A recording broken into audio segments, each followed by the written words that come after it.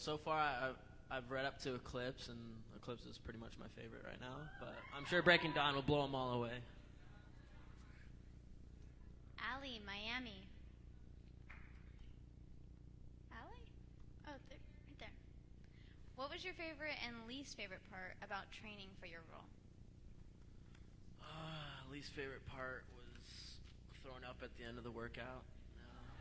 It was not fun after doing stretches, and you just doesn't feel good. And a couple times Bronson, well, everybody pretty much just felt so sick after our workouts because we worked so hard.